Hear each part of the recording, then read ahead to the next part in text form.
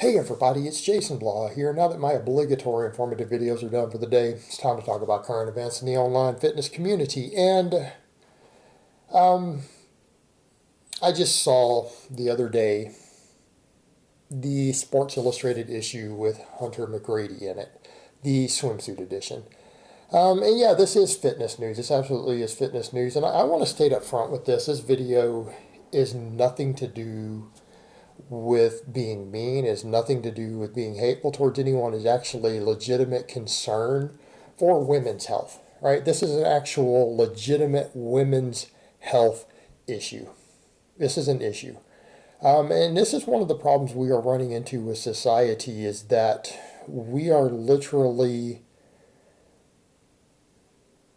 in some cases, embracing diversity to the point of self-harm and actual harm to the people who you are trying to help in some cases.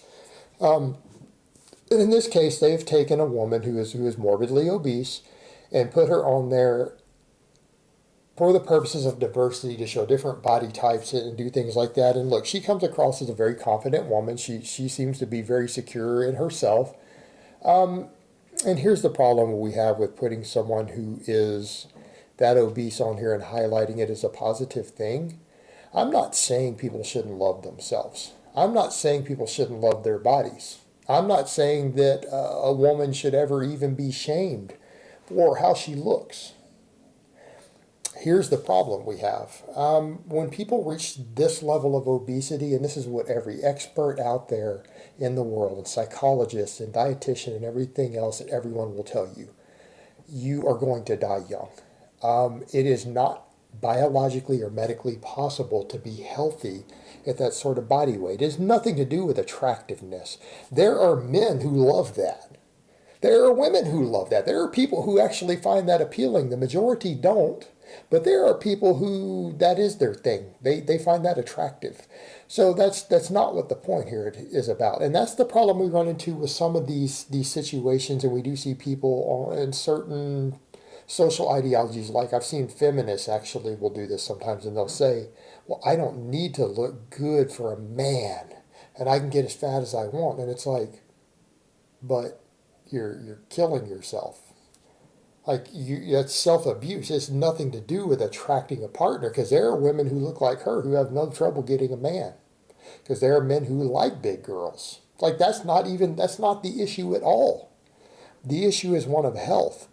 And the problem we have when we're taking a woman who's at that level of size, and I'll get to her self-esteem in a moment, is that we are literally promoting as a standard of beauty to young girls that it's acceptable to be this unhealthy. Like, this is one of the problems we've had. We've gone from one extreme to another.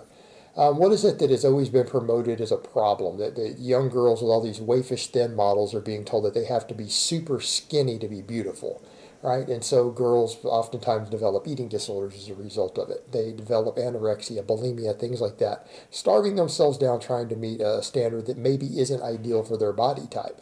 Or maybe it might even be, but it's not for their social environment and the foods that they're around. That's going to be a problem. In other words, if a person is eating really, really nutrient-dense food and healthy food and they get fairly thin, it's not going to be the same thing as if they starve themselves because they don't know nutrition and they're still eating some junk food and just trying to run ultra low calories, and they develop dietary deficiencies and all sorts of problems, right? That's where your real issue comes from. It's not necessarily by being a bit underweight. That's not where the problem comes from. It's that what are you actually consuming, and are you developing dietary deficiencies that are going to hurt you as a result of it? That's our concern with that. But our thing there is about health, right? That is what it's about. That's why we say, hey, okay, you shouldn't push unrealistic standards on girls or guys for that matter. I mean, you guys with your manorexia, you're your own set of issues. Let me jump on that point for a moment too. Any of you guys who are coming over here saying, Jason, you're fat, you're obese, you have your own body image disorder, and you are just as sick as emotionally and mentally as this woman is on the cover. Like, you have an eating disorder. You have a problem. If you think that you're supposed to be 8% body fat year-round as a man, you need to get help. You need therapy, which is half the people in my industry, by the way. They need therapists. Now, back over to the point. I get it, guys and girls. Look, we know that unrealistic standards have been pushed on girls, and maybe they develop really bad eating habits as a result of it. They develop their own issues from it. And I would say, hey, that's not right. That's not good. That's not healthy. All right.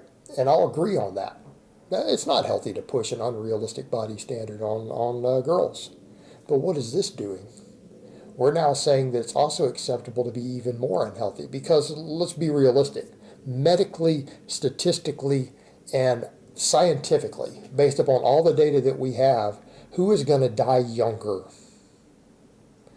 A woman who diets down too thin to maybe she's 20 pounds under her ideal body weight, because that's not good. That's harmful. That's harmful. That can hurt you. Who's going to die sooner? That woman or someone who's at Hunter's body weight? And Hunter's body weight is way more life-threatening. Do you see the problem here? We're going from one extreme to another. Instead of finding a sane middle ground, the pendulum has swung the other direction, because if we're going to say, hey, it's not good to show being too thin, that may be too thin for certain women's body structure and hormone profiles to be at, because it could promote bad health. Because that's the reason, right? It's not about just the mental health, it's about their physical health. It's just like we shouldn't be pushing standards on people that's going to hurt their health to try to obtain the incorrect way. What you're displaying here is 10 times more deadly than being underweight. This is way more deadly, dramatically more deadly than being underweight and too thin. They're not even in the same ballpark. And to be at the sort of body fat she's at is not an issue of beauty, because there's going to be some guys who are like, I'd hit that. That's more cushion for the pushing. A lot of you guys are out there saying, there are plenty of guys saying that. A lot of guys are saying that's disgusting. But here's the point we come to. Why do we see that is unattractive for most of the time? Because we know instinctively and biologically that that's unhealthy. And it is. That is what promotes diabetes, cardiovascular disease, all of these problems. That is a person who is at risk of dying 30 years young, 30 years too young, 40 years too young.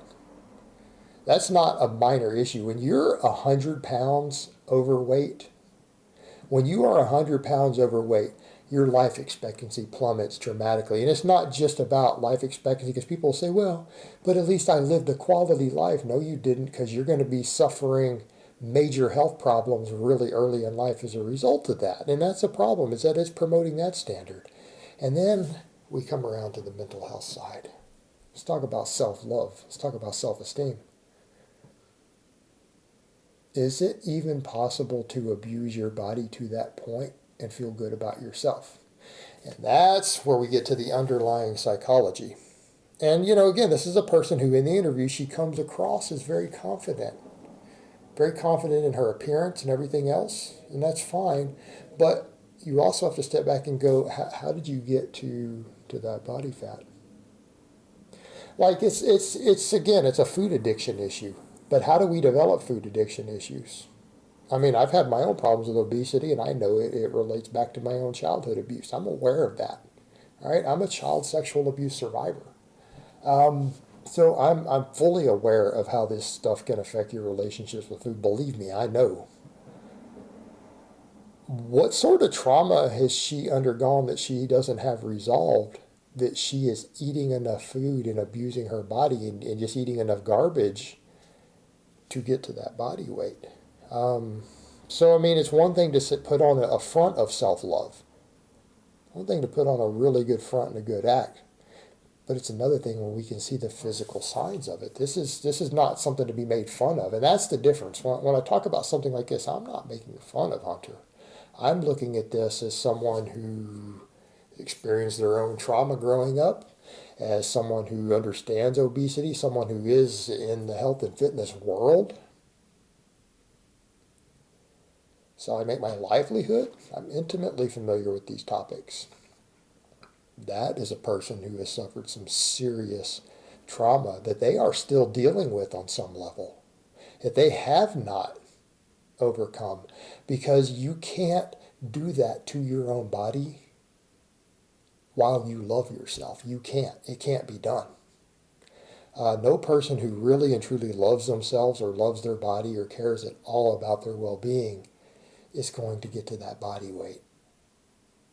It doesn't mean that it's conscious, but there's something on some level to where a person has to hate themselves to do that. And that's why I would say, no, you don't need to make fun of that person. That's not something you should be mocking or making fun of. But this is a real issue. There's a real self-esteem and deep emotional issue happening there for someone to abuse themselves at that point. It's just like when we say the same thing. I mean, being a heroin addict is just as unhealthy as that. And we wouldn't highlight that as a glorious thing on a cover of a Sports Illustrated swimsuit edition. But it's the same thing. A person doesn't try heroin and start doing heroin because they feel real good about themselves and they love themselves. Right? That's usually not how it works. It's usually not how it works. And it's the same thing with that level of obesity. That's not a place that you get to if you feel real good about yourself. So again, there's also an issue. This is a mental health issue, and this is an issue of underlying unresolved trauma. So, I mean, we're dealing with at this point is when we see something like this being illustrated, we're now seeing glamorizing poor physical health and unresolved mental health issues. And that's a big deal. And I think that's a big problem in this country in general that we've got to address. Because you know how much of our obesity crisis it has to do with hyper palatable, calorically dense foods being just excessively available, and how much of it has to do with a lot of it being triggered by people's unresolved emotional trauma. That combination is contributing to our obesity crisis, which is a crisis. It is an epidemic at this point. Every health expert agrees on that. It's a problem. This is not how we resolve it by glorifying it as beautiful or sexy. All right, guys, but that's really all I have to say on that today. I hope it's been informative, and I will talk to you guys next time.